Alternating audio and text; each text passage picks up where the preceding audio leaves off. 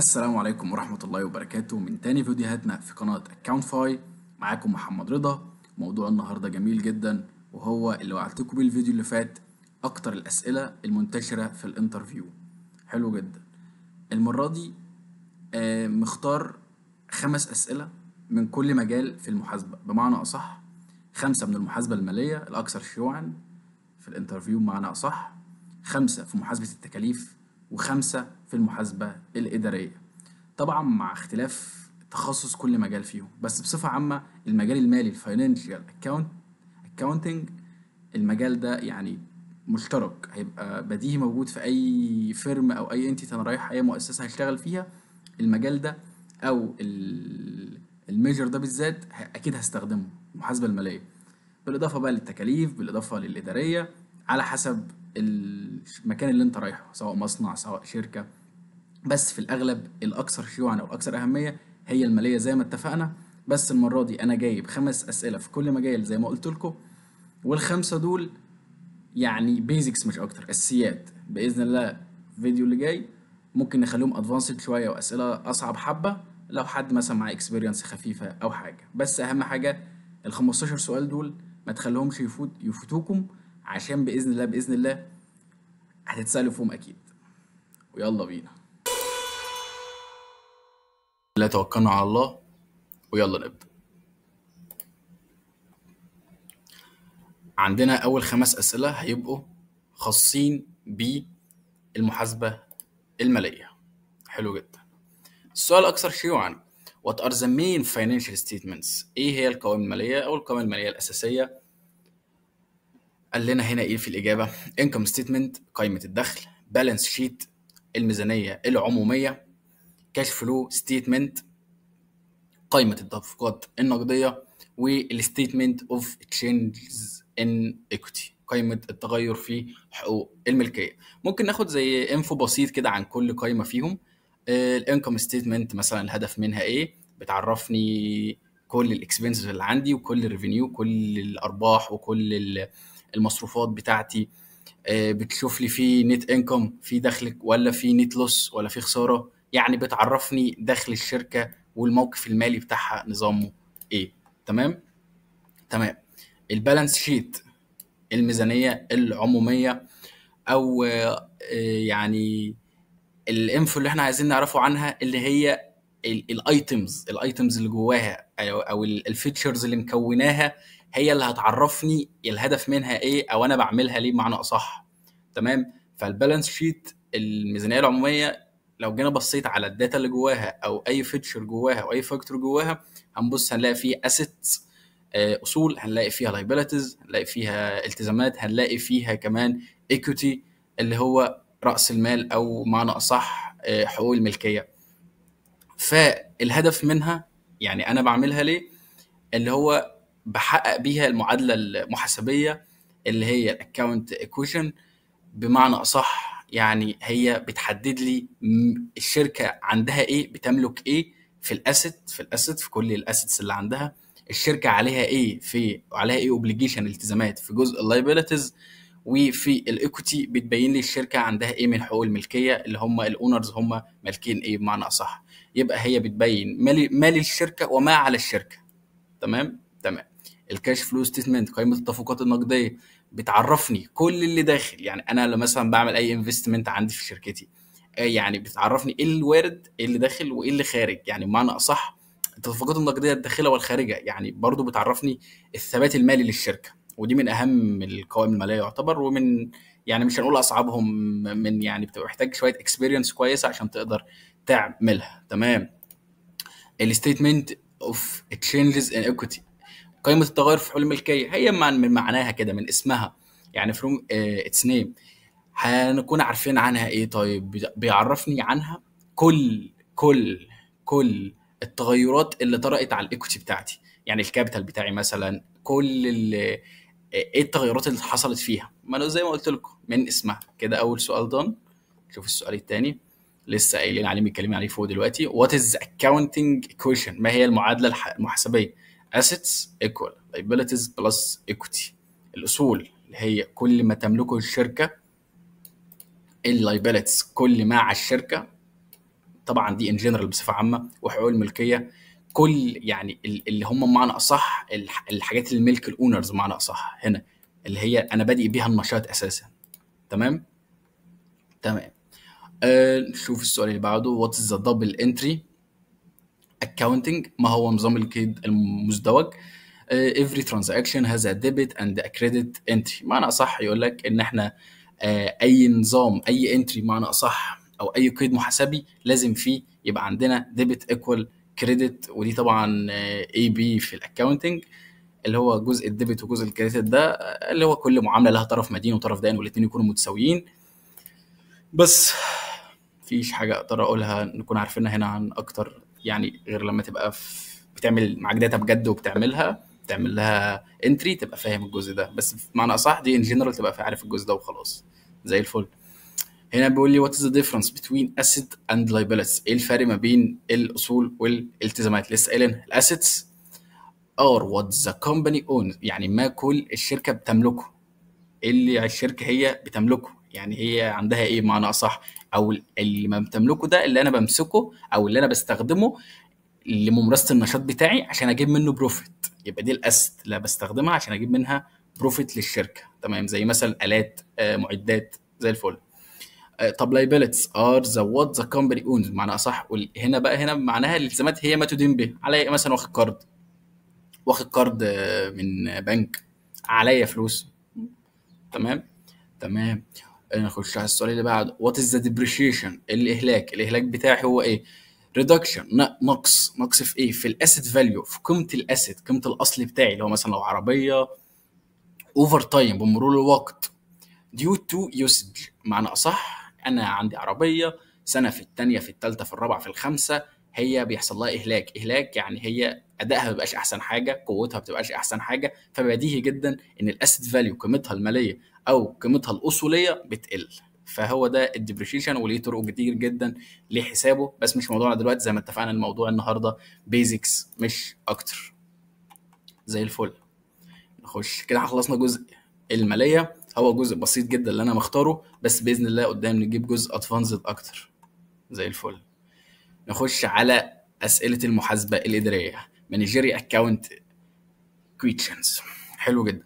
بالمناسبه، بمناسبه الجزء بتاع اسئله المحاسبه الاداريه، كان عندي صديق ليا هو فريش جرادويت برضه، وسافر دبي، وكان راح عمل انترفيو في شركه يعني وكده، فكان هو رايح كان مأكد جدا على جزء الفاينانشال اكاونتنج، بحيث اللي هو لا انا فريش جرادويت فخلاص انا هتسأل في المحاسبه الماليه، لا، بس المفاجاه ان كان كل الانترفيو بتاعه مانجيريال اكاونتنج، وهو استغرب جدا وقتها. اي نعم ادى، بس للاسف ما اتقبلش يعني، بسبب اللي هو كان يعني كان الاتش ار هناك داخل قوي، او مش الاتش ار، او المدير المالي اللي كان هناك كان داخل قوي في مانجيريال اكاونتنج، فده يخلينا نعمل لها حساب جامد قوي، وانها مهمه طبعا، هي حاجه مهمه جدا لاي شركه. فلو عندك انترفيو في شركه مثلا كبيره، تاخد بالك من الجزء بتاع اسئله المحاسبه الاداريه دي جدا. زي الفل.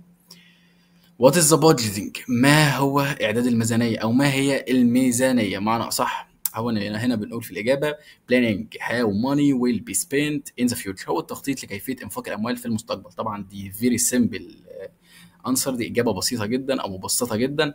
البادجيتنج دي مساله كبيره جدا او فكره كبيره جدا، ومحدش بيقدر يعملها غير مديرين ماليين او ناس اكسبيرينس سنين يعني ما شاء الله. بس اللي اكون عارفه هنا بصفه عامه ان جنرال ان هو البلاننج هاو ماني ويل سبيند ان ذا فيوتشر، الفلوس هتتصرف في ايه بمعنى صح.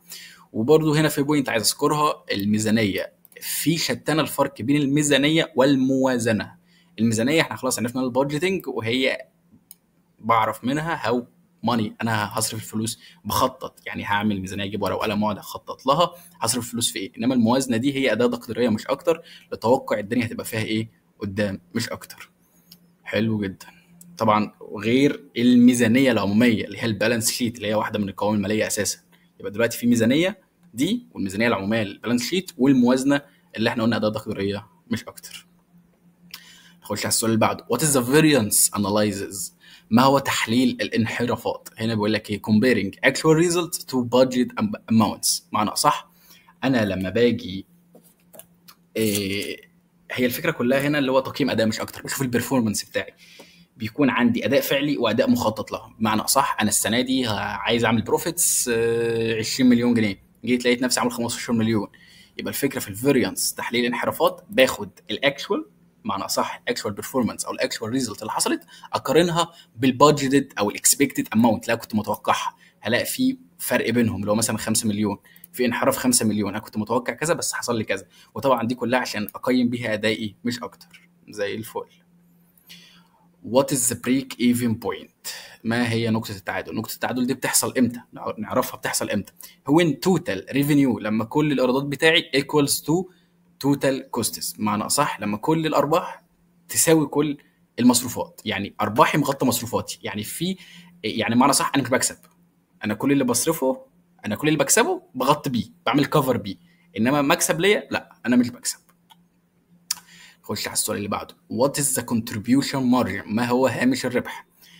هو يعتبر زي شبه قانون كده، سيلز ريفينيو ماينس الفاريبل كوست. معنى صح الايرادات بتاعتي باخدها اماينس منها، اشيل منها التكاليف المتغيره.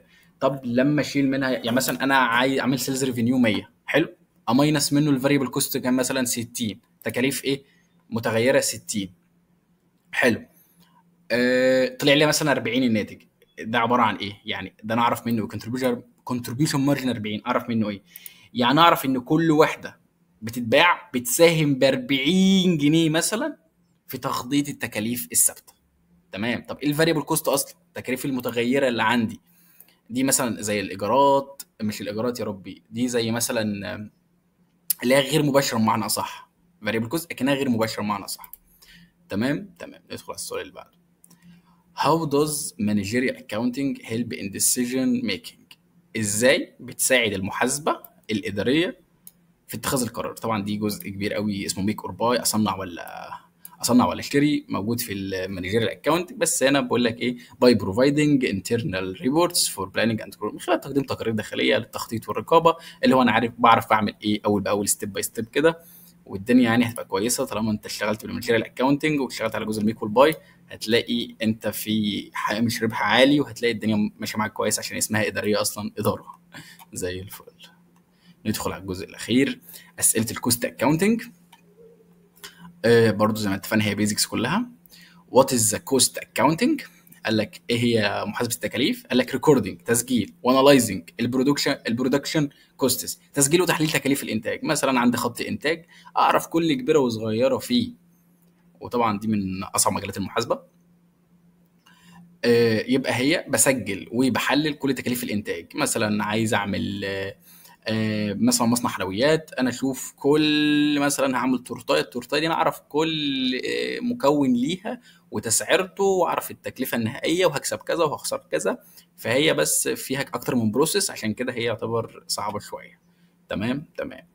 What are direct and indirect costs؟ ما هي التكاليف المباشره والغير المباشره؟ يقول لك direct cost related to a product، زي مثلا يعني بقول لك هنا هي مرتبطه بشكل مباشر بالمنتج بتاعي. بمعنى انا رحت مثلا عملت عندي مصنع وبتاع، فاروح اجيب رو الماتيريال بتاعي اللي هستخدمها، طبعا دي هجيبها استخدمها فيها، يبقى خلاص دي دايركت كوست بشكل مباشر. في اندايركت كوست بقى زي مثلا مصاريف عماله، مصاريف كهرباء، مصاريف ميه، دي مش ده يعني هي مش بتدعم الانتاج معانا، مش بتدعمه بشكل مباشر، بس ستيل بتتصرف برضه. تمام تمام. وات از ذا فيكسد اند فاريبل كوست؟ بيقول لك ما الفرق بين التكاليف الثابته والتكاليف المتغيره؟ الفيكسد doesn't change، الثابته التكاليف ثابته لا تتغير، يعني هي طول فتره البروسيس بتاعي ثابته، نفس الفلوس هصرفها عليها ثابته.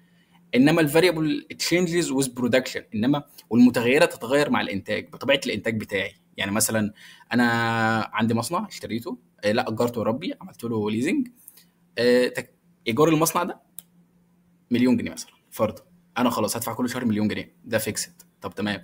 طب فاريبل كوست ايه؟ يبقى فاريبل في ايه؟ مثلا هجيب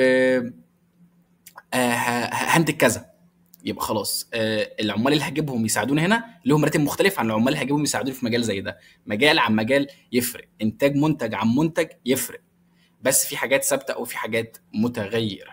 زي الفل. وات از جوب اوردر كوستنج؟ ما هو نظام التكاليف بالاوامر؟ تراكنج هو نظام تتبع كوستس بير ا سبيسيفيك جوب. ده بيكون يعني اوردر كوستنج دي بيكون زي مديول كده او نظام او بروسيس كامله بتدخل في نظام الانتاج بتاعي. يعني بتتبع التكاليف لكل امر او مشروع معين. يعني بمسك المشروع كده اي تو زد، انا اشوف كل الكوستس الموجوده فيه. يعني هي على حسب كل مشروع اللي هو بير سبيسيفيك ايه جوب. زي الفل. واي از كوست كنترول امبورتنت. يعني بيقول لك ليه التكاليف مهمه او اداره التكلفه مهم، او ان انا اراقب التكاليف مهم جدا. ده اهم حاجه، اللي هو طبعا بيقلل الربح وبيزيد بيقلل الهدر سوري وبيزود الارباح to reduce waste and increase profits. هيقلل لي الهدر في ايه؟ يعني طالما انا ستيب باي ستيب عارف البروسيس بتاعي ماشيه ازاي، اكيد هيبقى فيه ويستنج قليل جدا، بس هيبقى فيه بروفيتس اعلى طالما انا عارف كل خطوه بيحصل فيها ايه. وده كان فيديو النهارده، وزي ما اتفقنا دي كلها بيزكس مش اكتر، وحاجات ان جنرال في الاكونتنج. باذن الله الفيديوهات الجايه تكون ادفانسد اكتر. وكده خلصنا، واتمنى الفيديو يكون عجبكم وتكونوا استفدتوا.